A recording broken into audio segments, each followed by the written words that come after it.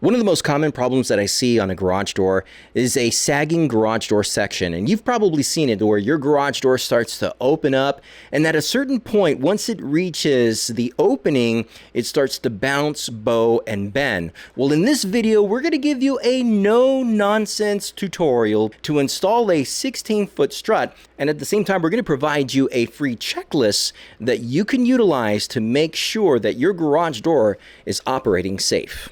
Let's party.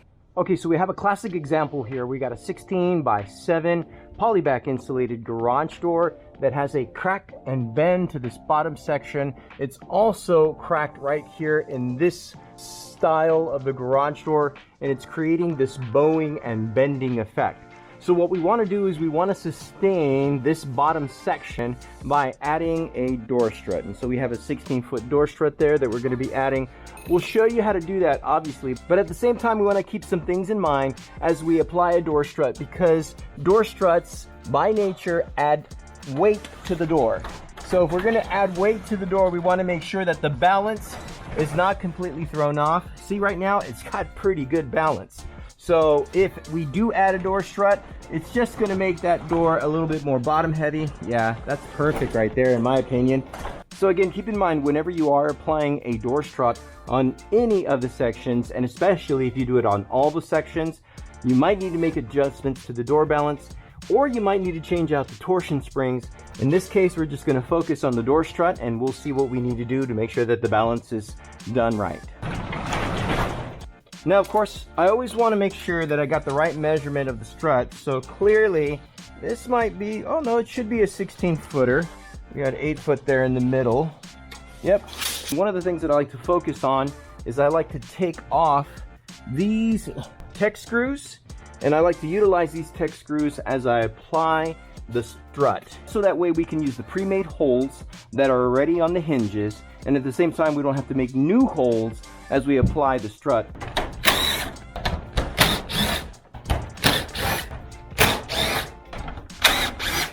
Now, of course, because of the good balance to this garage door, I have it set at this specific level.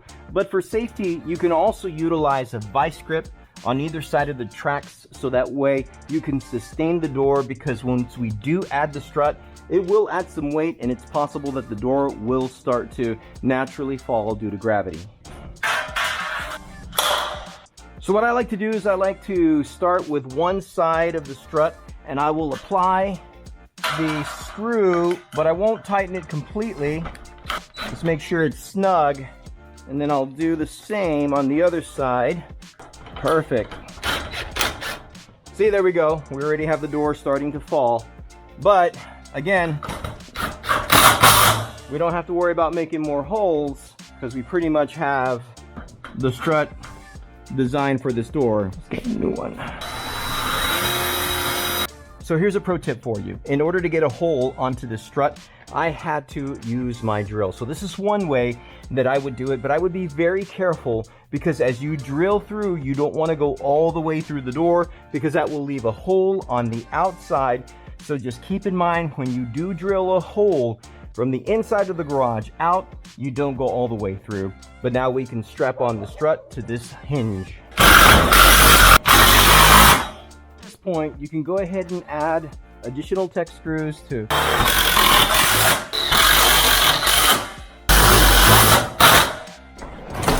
all right. Now that's not bad. To be honest with you, the balance did not seem tremendously off, but let's check the door weight.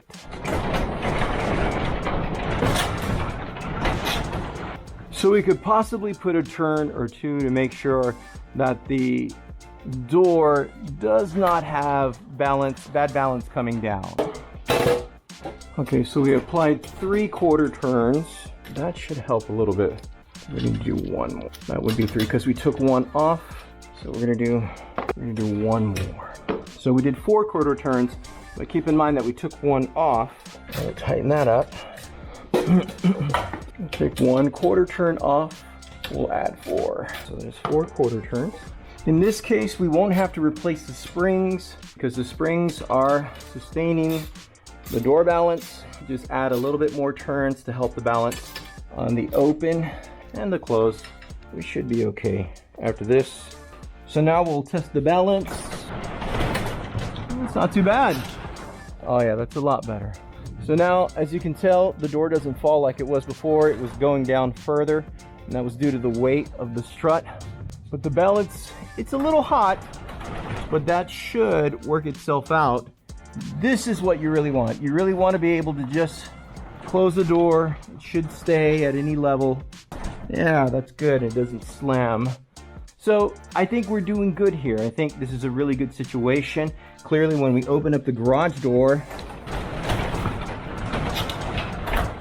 now that section doesn't bow or bend anymore. So now this strut has sustained it, and we've got a good repair, a good installation of a strut done, and this customer should be able to utilize their garage door for years to come. So I hope that portion of the video was helpful, because clearly putting a garage door strut on a polyback garage door, or even a non-insulated garage door, and of course an insulated garage door, has its challenges. So it all depends on whether, first, by putting that strut, you're going to be adding additional weight to it.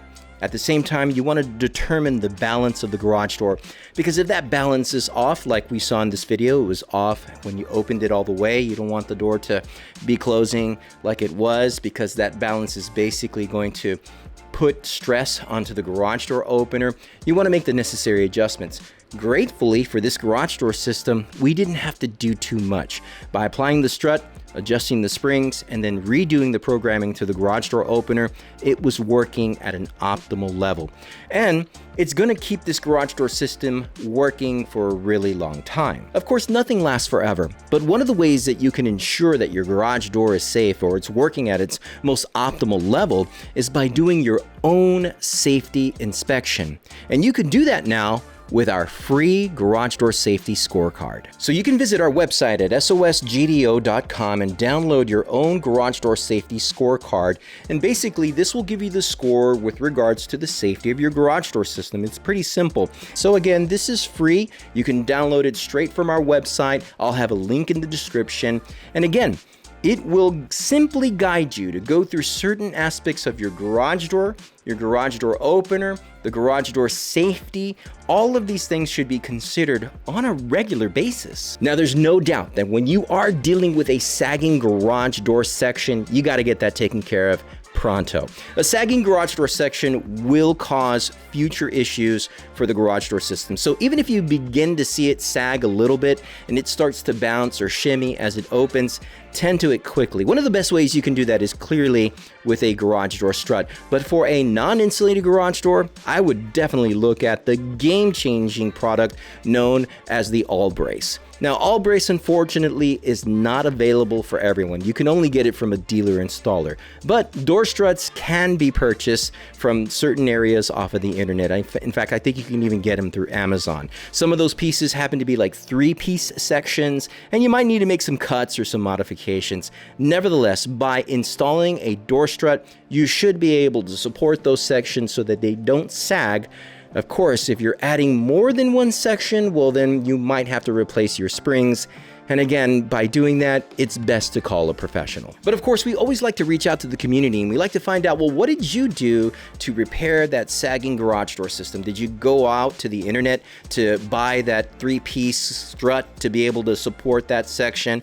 Or did you do something else? Please let us know down below in the comments, because we want to hear about that. And you garage door professionals alike, we want to know what you guys usually do when it comes to a sagging garage door. There's no doubt that you'll have probably a number of great pro tips, a number of great insight that will definitely help the community. So please chime down below, because we would love to hear from you too. Now, applying a garage door strut is not a difficult process. I think most people who are handy should be able to install one with ease. But when it comes to replacing garage door springs, well, that can get a little bit more complicated. So please check out one of these videos right here that talks about garage door spring replacements. As always, I want to thank y'all for partying with me. Y'all stay safe.